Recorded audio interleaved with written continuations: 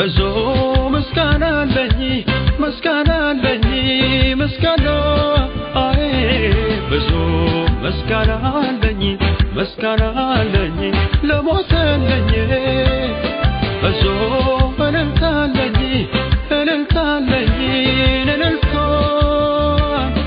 ብዙ እልልታ አለኝ እልልታ አለኝ ለእግዚአብሔር ይሁን እግዚአብሔርን አመስግኑልኝ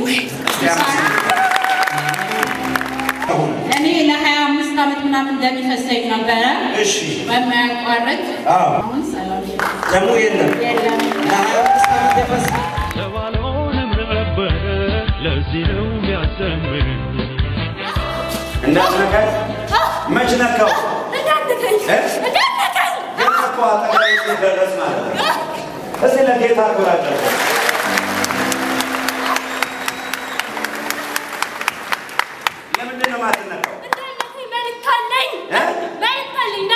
ምንድነው መልእክት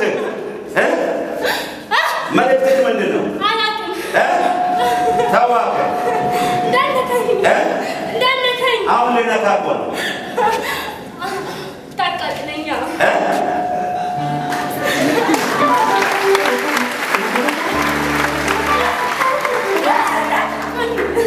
እኔ ቋል ነው ማቃጠል የናዝሬቱ ኢየሱስ ይባላል አሜን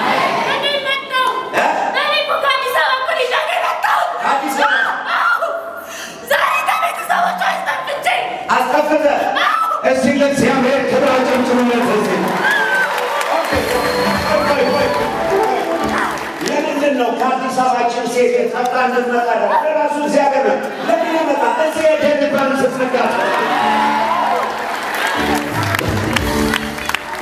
ምክንያቱም ሰዎች እግዚአብሔር ወደዚህ ሲያመጣቸው ሰይጣን ፈልጎ አይደለም ራሱ እግዚአብሔር አስገድዶ ነው ለምን እዚህ ነፃ እንደሚወጡ ስለሚያውቅ ነው እንደዚህ ባይሆንማ እንደዚህ ባይረዳኝ ሰዋሎንም ነበር ሰላም ለእናንተ ይሁን በኢትዮጵያ ውስጥ ከኢትዮጵያ ውጭ በተለያዩ አይነት ዓለማት ሆናችሁ የምትከታተሉ የመንፈስ ቅዱስ ኃይል የክርስቶስ ቤተ ክርስቲያን ለ8 ቀን ዛሬ ሳምንት ጀምሮ ከመስከረም 22 እስከ መስከረም 29 ታላቅ የሪቫይቫል እና ትንቢታዊ ኮንፈረንስ አዘጋጅታለች። ሁላችሁንም ጋብዛችኋለሁ። በዚህ ኮንፈረንስ ላይ ብዙ ታላላቅ የእግዚአብሔር ሰዎች ተጋብዘዋል። ለምድሪቱ ታላቅ ጉብኝት ለእናንተም ይሆናል። ስለዚህ በኢትዮጵያ ዙሪያ ሆናችሁ ከኢትዮጵያ ውጪ መካፈል የምትፈልጉ ሰዎች በዚህ በስክሪኑ ላይ በምታዩ ስልክ ቁጥር ደውሉ።